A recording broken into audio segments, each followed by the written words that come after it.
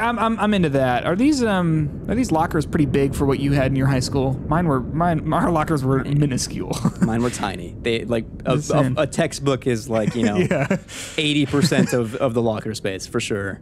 You could put a jacket and nothing else in them. Yo, what is up, gamers and indie horror fans, and welcome to Game Gems, the show where we check out the cool, smaller, hidden gem video games and give you our initial impressions. I am Christian Macias, and joining me is Peter Hunt Spitek. Today we're checking out Fear the Spotlight, the new horror indie from Cozy Game Pals, published by Blumhouse Games. Peter, are you ready for some 90s-inspired gothic horror? I am so ready for it. I've been kind of on a horror kick. I always play a game or two, like a horror game or two in October, but this is kind of my jam, looking at it. The board looks as old. Yeah, so let me give you the pitch. I know we checked this out at Summer Game Fest. In a way, we watched our very own Sam Woods play some of it, so we got to hang out on the couch. I pulled out my phone after a few minutes because I knew I was going to play this game when it launched, and so I didn't want to spoil myself per se. Oh, but I see. Yeah. So the pitch of this game is two girls, Vivian and Amy, are sneaking into the school after hours to conduct a seance. And so they're grabbing this Ouija board here to do the seance. And of course, things go wrong. Some hauntings ensue. And so you have to search for Amy, who's now lost in the school, through this very surrealist, atmospheric school, and discover kind of a mystery with a tragic past of the school that happened in the early 90s. Can I ask, so just a seance for fun, or do they have like a friend, like a dead friend they're trying to talk to, or is it just, we just want to do a seance? There's a little bit of a story here, but I cleverly kind of edited around. That way you kind of get the full narrative happening when you play the game, because I know you're interested as well, but maybe some people out there are wanting to experience that for the first time themselves as well. So I kind of very loosely edited stuff to avoid spoilers. So I'm not showing you like solutions for puzzles. I'm showing you kind of the idea of the game, but not any specific, just to give you the vibes, the aesthetic, you know? So is this pretty narrative heavy then, or is this a little bit more like environmental stuff, like the PS1 era games that this is trying to evoke? A little bit of both. So it starts pretty narrative heavy. The first 20 minutes or so, there's a lot of dialogue. Great dialogue, by the way. It feels very conversational. A lot of indies this year are hitting it. I'm thinking of like 1,000 Times Resist. Their dialogue is supernatural. This feels the same way. But after the first 20 minutes, after the pitch, it's just Vivian on her own. And that is where it kind of goes more alone. You have less narrative. Everything is like exposition based with the environment. You're picking up notes. Vivian will say some things to herself, and you're kind of piecing the story together in your mind and not like, let's say, outwardly with other people. Sure. How are the vocal performances? Good? Oh my God. Amazing. Yeah. Oh, okay. The two performances so far that I've heard are great. You're hearing some of that now with the seance, the Ouija board, if you will. You fuck with Ouija boards in real life? I don't, because I'm definitely afraid of like, I can't invite this sort of thing into my life. You know what I mean? I watch ghost YouTube videos with my significant other, and all the ones that we watch, they don't fuck with them either, for specific reasons, because they do not want the hauntings or attachments that come along with them. Not for me, dog. I really don't. For sure. Can I ask? Okay, so like, of course, this is going to be like super subjective. And so, have you beaten this yet? No, I've played about an hour and a half. I got the code last night and played. At nighttime, curtains, lights off. Very scary, dude. I'm not gonna lie. Like, please.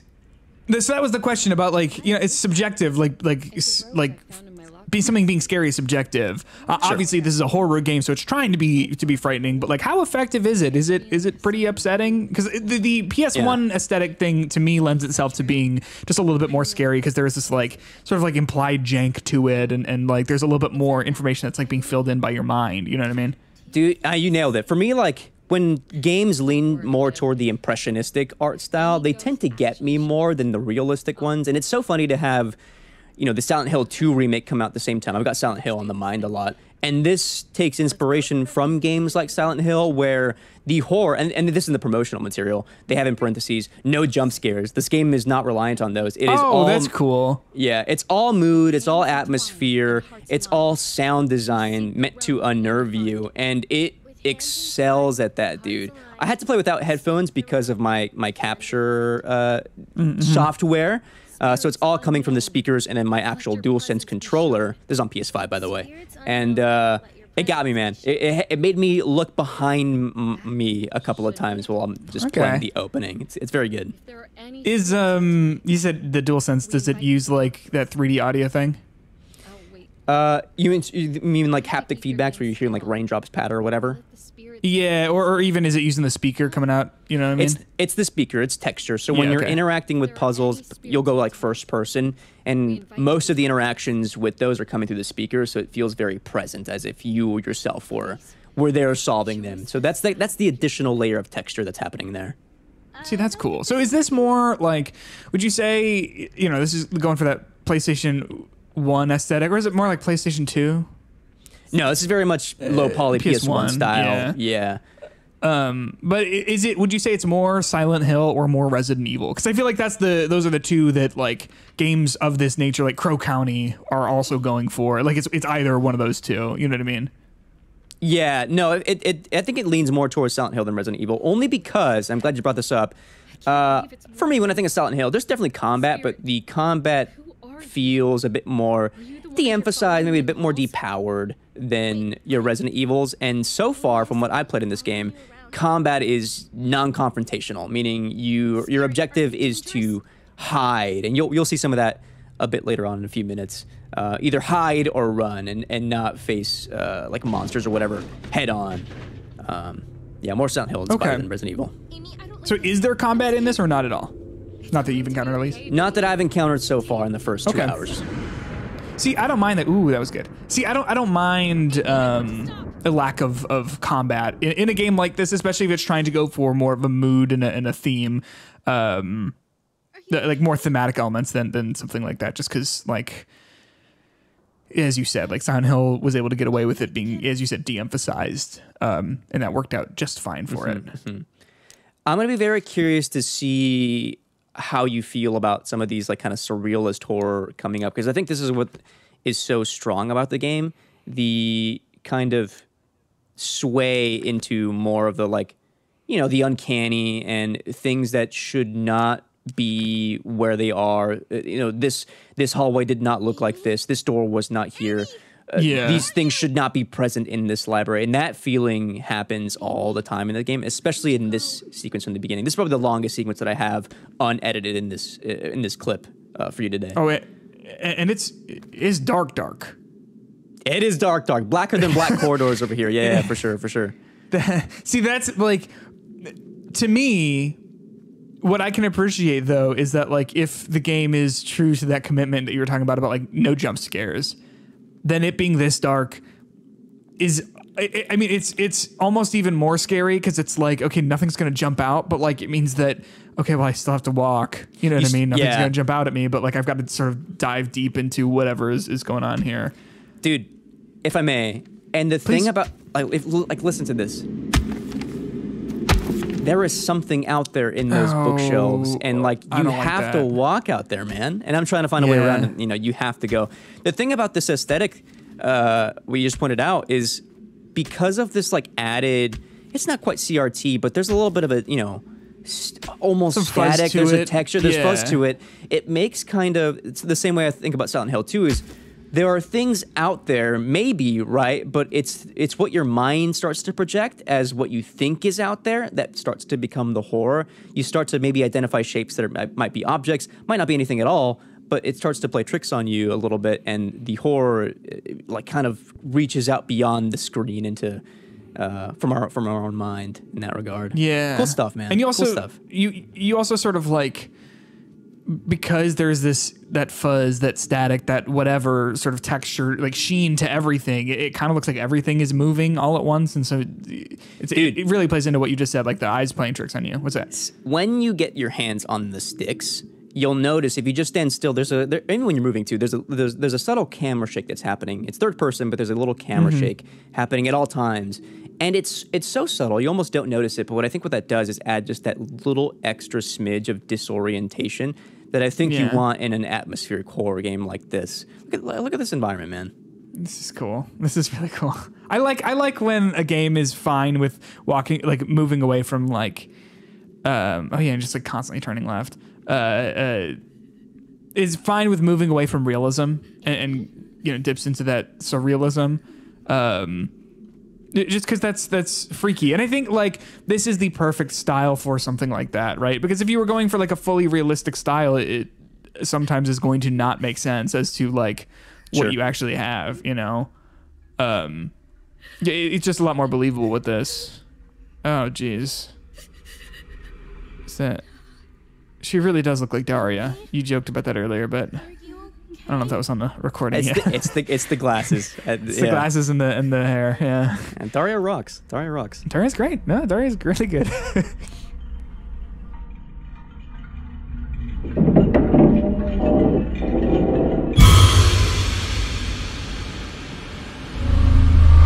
Now, so you say you're playing this on PS5? I am, yeah. Okay. Is this out everywhere? Or is this PS5, PC, and... Yeah, perfect. Thanks for asking. This is out October 22nd, and it's on Steam, PS4, PS5, Xbox Series X and S, and Nintendo Switch. I know you're a big Switch guy. Oh, okay. I am. See, that was sort of what I was looking for. Because I was like, it is this PS1 style thing, so it seems like it would probably run okay on a Switch, but I just wanted to make sure that it was actually on there. Something I will say that I do like about this style, though, is even on modern consoles, they're able to... It's not entirely true to the PlayStation 1, but in a way that really benefits it. Ooh, I don't know about all that. Oh, and those faces are so horrible, too. You see me get a little trophy here. A little trophy? A little trophy. Yeah. That's the end of the narrative pitch for the game. This is where the real proper game starts. This is where most of the heavy hand editing is going to come from. I'm not going to show you puzzle solutions, but I'm going to show you things to get you a feel for the kinds of encounters you'll find in this game. There's some cool stuff here. Is it pretty puzzle heavy? Yeah, it's entirely puzzles. We're here's a locked door, gotta find a way to open it, but the key is hidden behind a series of puzzles you gotta get through. I mean, maybe you have to find a tool, but the tool's broken, so now you have to find a thing to fix the tool to get the key, to get into where the key is, and then get the key, and then progress. Sure. See, I'm into that. Are these lockers pretty big for what you had in your high school? Our lockers were minuscule. Mine were tiny. They a textbook is 80% of the locker space for sure. You could put a jacket and nothing else in them. Yeah, I really am all about this sort of aesthetic. Did you play Crow County or Country or what was it called earlier this year? Yeah, that's in my backlog for this year. That's another PS1 style game that I really wanted to get into, but I just couldn't. Yeah. I mean, both of the, they obviously seem like they're different, right? Like I said, Crow County is, I think, a little bit more Resident Evil style, as opposed to this is a little bit more Silent Hill style. But I bet that these kind of go well together. Did you, I mean, I know you said you haven't beaten it yet, but do you have any idea about how long this game is? So I very cleverly tried to, at the end of this video, kind of show off. It starts off pretty small, and then you can see how it gets a bit bigger. Okay. I don't want to speak to an hour count, but you can see there's plenty of things for me to do in front of me. You kind of get the pitch later on. Here are the things that you have to go visit to solve this. And it might get bigger, it might not, I don't know, but it seems like it's pretty lengthy. Would you say that are there a lot of collectibles or notes hidden around that you can miss, or is it pretty? Yeah, is it plenty of stuff? Okay. A lot of the narrative of this game is pieced through these diary journals that you'll find regarding the events happening in 1991.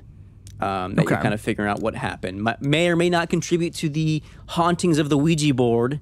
Nudge, nudge. But yeah. So also, I saw when we had the menu open, there were her lungs in the top right. Is that her? Oh, geez. Yeah, dude. Yeah, dude. Was that her health? that is her health.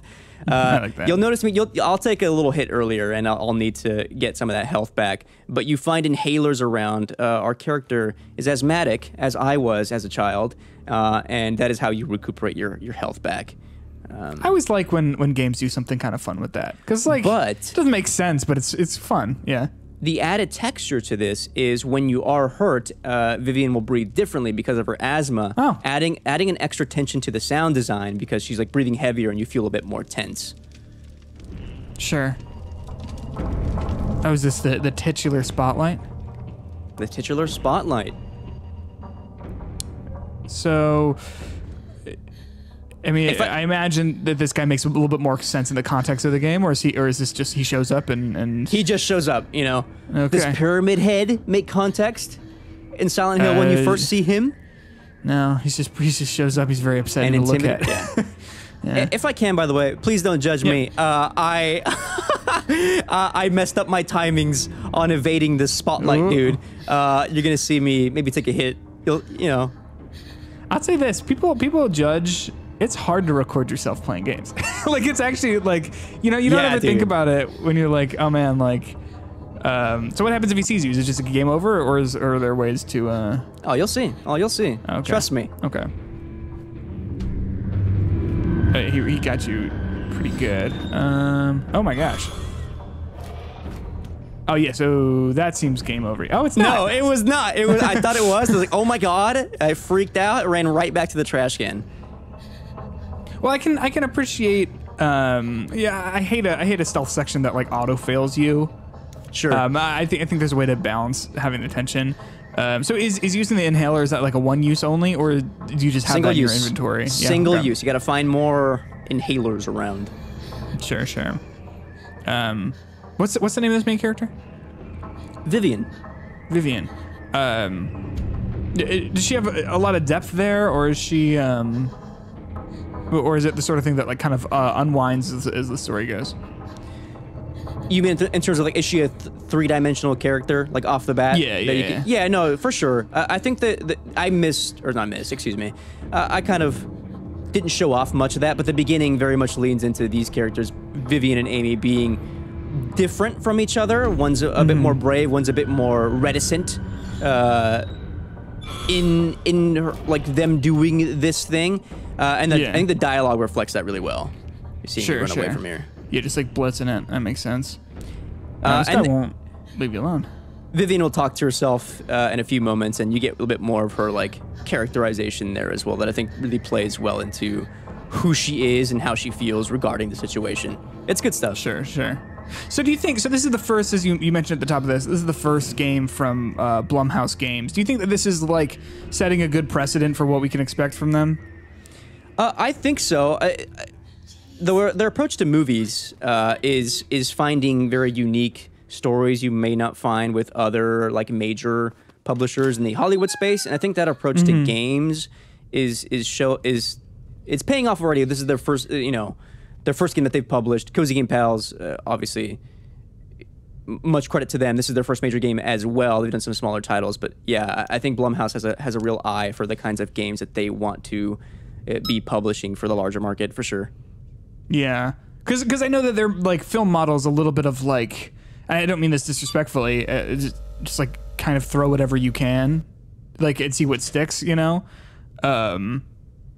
at the very least, like this game, and from when we got to see it at SGF, like, oh man, that was good. When we saw it at SGF as well, like it seems like it's got something kind of special going on here.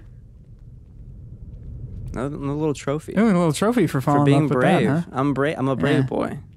I would have not immediately ran in there. I'll tell you that right now. I was feeling brave, dude. What You can I did say? good. And I got rewarded You did for really it. good. Thank you, Cozy Game Pals. Oh, I should mention as well, Cozy Game Pals, 2 people. Yeah, I did know that. yeah. Husband and wife, right? Yep, Krista and let me get the other name here. Krista and Brian. Krista worked. She was an art director for Nickelodeon and an art lead on the Animaniacs. And Brian worked on The Last of Us, Uncharted, and Journey. Oh, cool. Yeah, that is a pretty good combo in terms of for making an indie game, huh? Can you imagine working on the Animaniacs? That's cool. Yakko, I'm trying to remember. and Yeah, that's it. Yakko, Wacko, and what's the last one? I can't remember. It's like she has like a bow on her head, right? She does. Yeah, she does. Yeah. Okay. I don't got it, but 555-0199. No area. When's the last code. time you heard 555 in a movie or game or anything? Dude, you know what I mean? Never. Yeah, Yeah, I know. Actual throwback right there. Does this matter? Where is this set? Is this like U.S. based, Asia based? I mean, that's the pro of any good like atmospheric horror is that it's like kind of Yeah, kinda the every suburban horror. Do you know what I mean? Sure. Yeah. Vivian, Um. I'm relieved that you called. Are you Okay. safe? I've been searching for you. Of course. I do love like logic in horror games where it's like, well, even though everything's been all weird and crazy, like I am going to pick up this phone and it is going to work and I am going to call her.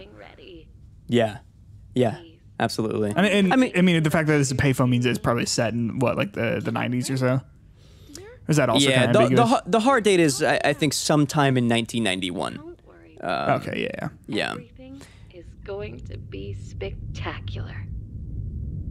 but it does play into what I was mentioning about like things not being right, you know, and that Yeah. kind of being the catalyst for a lot of the surrealist horror. Because this phone Sure. call shouldn't work. It's like I think there's like the comment like, oh, it actually works when you first pick it up. Yeah. Because Amy, not of this time, or Vivian and Amy, Oh. not of this time. You know what I mean? Yeah. Is I saw like there was like the hand icon as you were sort of manipulating the phone there, and while you were doing it with the Ouija board as well. Is there a lot of bully free zone finally? Is there a lot of that's that's unfortunate. Is there like a lot of that sort of like click and drag manipulation Yep. stuff, or is it? Yep. Yeah. You'll see some of like this that. right. You see some of this right here, but all puzzles go into first person. You kind of click, you move around the joystick and move things around. Very tactile, and it feels good. It adds just a bit of extra layer of I don't know, being present in the actual puzzle solving. But Peter, this has been Fear the Yes? Spotlight. What did you think? Picking up this game, you think? I'm excited. Yeah, I think so. I was interested in this from SGF, and seeing more of it here is certainly. It certainly seems to fit the vibe for what I look for in a horror game, especially in October as Halloween's coming up. Absolutely. Are you okay? Folks, until then, that is this week's Game Jams. #TGGG. Let us know what you think of Fear the Spotlight. Yes. Down below for all things indie horror. Make sure you stick with the gamer. And until next time, try not to play with Ouija boards. I would not recommend. No, certainly not.